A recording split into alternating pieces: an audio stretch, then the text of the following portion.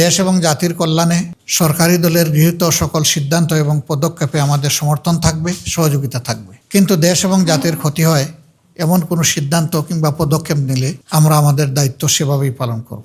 ত্রয়োদশ জাতীয় সংসদ নির্বাচনের উদ্বোধনী অনুষ্ঠান হওয়ার কথা রয়েছে। এ উপলক্ষে আজকে আমরা বিরোধী দলের সমস্ত সংসদ সদস্যরা বসেছিলাম। জাতির প্রত্যাশা পূরণে বিরোধী দল হিসাবে নির্বাচিত সংসদ সদস্য হিসাবে দেশ এবং জাতির জন্য আমাদের ভূমিকা কী হবে এবং সেই ভূমিকা তো আগামীকাল থেকেই শুরু হবে, সেই ব্যাপারেই আমরা মূলত পরামর্শের জন্য বসেছিলাম। আমাদের সংসদীয় দল বা জোটের এই অধিবেশনে নির্বাচিত সকল এমপি উপস্থিত ছিলেন। খোলামেলা আমরা কথা বলেছি, মতামত নিয়েছি, পরামর্শ নিয়েছি। আমরা চাই জাতীয় সংসদ দেশ এবং জনগণের প্রত্যাশা পূরণে কার্যকর বা অর্থবহ ভূমিকা পালন করুক।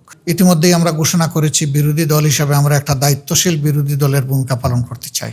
সকল ব্যাপারে বিরোধিতা নয়, আবার না বুঝেও কোনো সহযোগিতা নয়। দেশ এবং জাতির কল্যাণে সরকারি দলের গৃহীত সকল সিদ্ধান্ত এবং পদক্ষেপে আমাদের সমর্থন থাকবে, সহযোগিতা থাকবে। কিন্তু দেশ এবং জাতির ক্ষতি হয় এমন কোনো সিদ্ধান্ত কিংবা পদক্ষেপ নিলে আমরা আমাদের দায়িত্ব সেভাবেই পালন করব। প্রথমে আমরা ভুল করলে ভুল ধরিয়ে দেব, সংশোধনের সুযোগ দেব, পরামর্শ দিব। যদি দেখি পরামর্শে কাজ হচ্ছে না, প্রতিবাদ করব। প্রতিবাদে যদি কাজ না হয় তাহলে জনগণের অধিকারের পক্ষে আমরা শক্ত হয়ে দাঁড়াবো। তা আমরা চাই যে প্রথমটাই কাজ হোক, দ্বিতীয়, তৃতীয়টার, চতুর্থটার কোনো প্রয়োগের প্রয়োজন যেন না হয়। এটা সম্পূর্ণভাবে নির্ভর করবে সরকারের সদিচ্ছার উপর।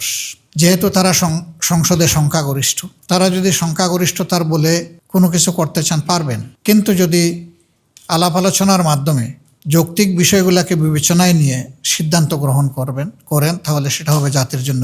এই সংসদটা হঠাৎ করে এইভাবে হয়নি, একটা বিশেষ প্রেক্ষাপটে হয়েছে। বাংলাদেশের প্রথম জাতীয় সংসদ তার মেয়াদ পূর্ণ করতে পারেনি, দ্বিতীয়টা পারেনি, তৃতীয়টা পারেনি, চতুর্থটা পারেনি। 91 সালে গঠিত সংসদই তার মেয়াদ প্রথম পূর্ণ করে বাংলাদেশের স্বাধীনতার পর। 96 সালে দ্বিতীয় সুযোগ, 2001 সালে তৃতীয় সুযোগ এবং 2008 সালে যেটা হয়েছিল সেটাও পূর্ণ মেয়াদ পূর্ণ করে। এবং টানা 15.5 বৎসর বিপুল সংখ্যক মানুষের জীবনদান, তাদের খুনের বিনিময়ে, রক্তের বিনিময়ে, আয়নাগরের বিনিময়ে, জেল জুলুমের বিনিময়ে, দেশান্তরিত হওয়ার বিনিময়ে এই 24 সংগঠিত। আমরা 47, 71, মাঝখানে 52 আছে, 90 আছে। জাতির এই টার্নিং পয়েন্টগুলোকে যেমন আমরা ধারণ করি, আমরা সিরিয়াসলি ধারণ করি 24কে।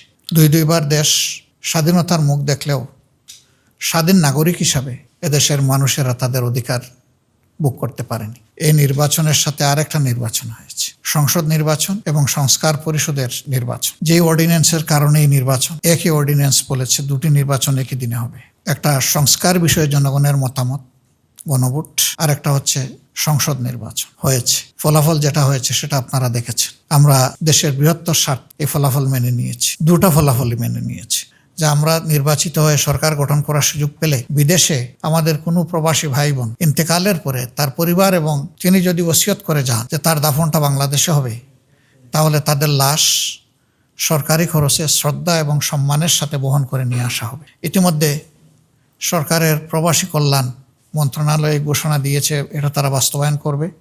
আমরা তাদেরকে অভিনন্দন এবং সাধুবাদ জানাই। আমরা যে দাবিগুলো করেছি তারা যদি সেই দাবিগুলো বাস্তবায়ন করেন, আমরা এইভাবেই তাদেরকে অভিনন্দন জানাতে থাকবো, কোনো সমস্যা নাই। কারণ আমরা দেশের মানুষের কল্যাণ চাই, আমরা প্রিয় দেশের ভালো চাই। যে কাজ আমরা করতাম সেই কাজ তারা করলে অভিনন্দিত হবেন। আরো নতুন নতুন কাজ আমরা খুঁজে বের করব এবং সবাই মিলে এই দেশ এবং সমাজটাকে সুন্দর করব। আমরা আশা করব দুর্নীতি আর দুঃশাসনের করাল গ্রাসে বাংলাদেশ নতুন করে আর পড়বে না। যদিও দুর্নীতি এখনো আমাদের সমাজের রন্ধ্রে রন্ধ্রে প্রবাহিত হচ্ছে, আমরা সবাই জানি। ইতিমধ্যে সরকারের বেশ কিছু পদক্ষেপ জনগণের কাছে গ্রহণযোগ্য হয়নি। আমরা আশা রাখব জনপ্রত্যাশা সামনে রেখে, বিশেষ করে জুলাইয়ের আকাঙ্ক্ষাকে ধারণ করে সরকার তার কার্যক্রম গ্রহণ করবে যা জাতি এবং দেশকে উপকৃত করবে। আমরা এর পক্ষে, আমাদের অবস্থান স্পষ্ট এবং আমরা এই অবস্থান অব্যাহত রাখব। সবাই মিলেই আমরা আগামীর একটি নিরাপদ, একটি মানবিক, দুর্নীতি এবং দুঃশাসনমুক্ত বাংলাদেশ গড়ব ইনশাআল্লাহ।